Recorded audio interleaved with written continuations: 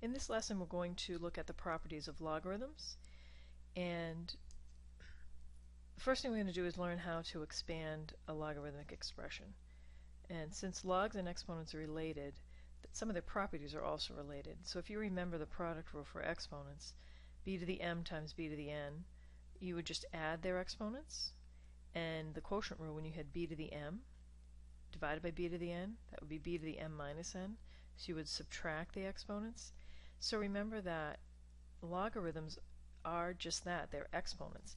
And so these rules are translated into properties for logarithms also. The proofs of these, however, are in another video, and I encourage you, even though you're not going to be required to prove something on a test, that it's really good to ask the question why and understand where properties come from. So in this lesson we're going to actually use these properties, but not prove where they came from. But you can see that the log of a product is the sum of the logs, and that relates back to the product rule. And the log of a quotient is the difference of the logs, and that relates back to the quotient rule.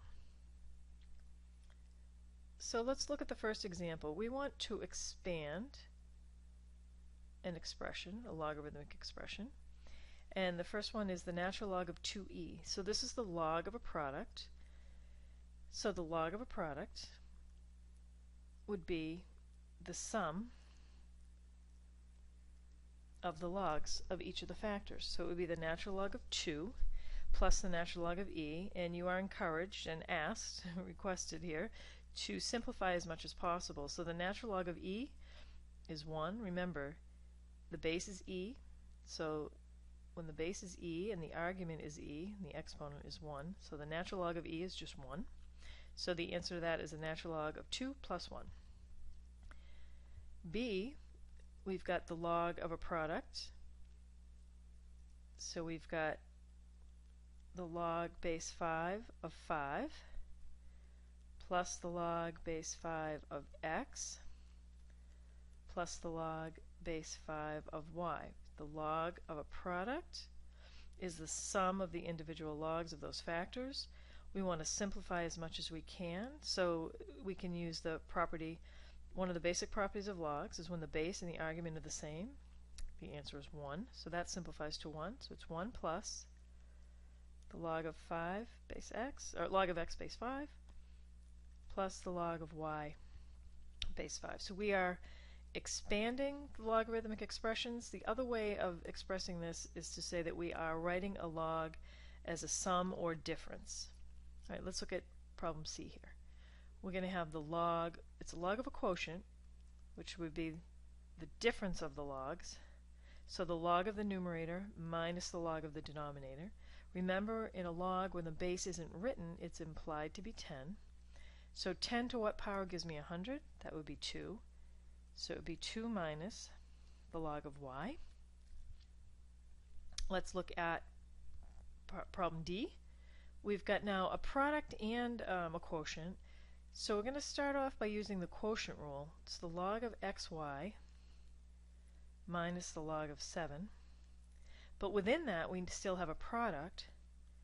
So we have the log of x plus the log of y minus the log of 7, and so we have expanded that. So what I'd like you to do now is to pause the video, try some of the problems we have here, the student practice, then turn the video back on when you have finished the problem so you can check your work.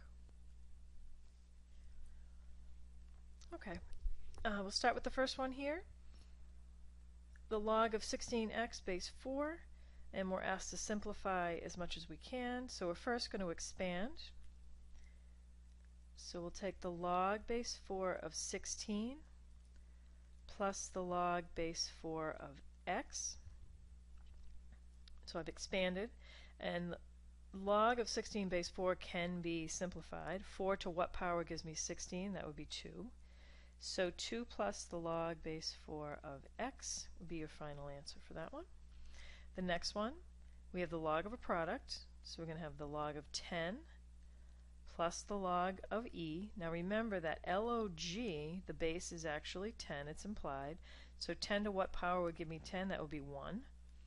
Now, the log of e cannot be simplified. Again, the base is 10, not e, so that would be your final answer. Let's try number 3. We have the log of a quotient. So the log of a quotient would be the difference of the logs. And in this case, the base is e. Now the log of 10 is going to remain the same, minus the log of e, the natural log of e, the base is e, so this is 1. So natural log of 10 minus 1.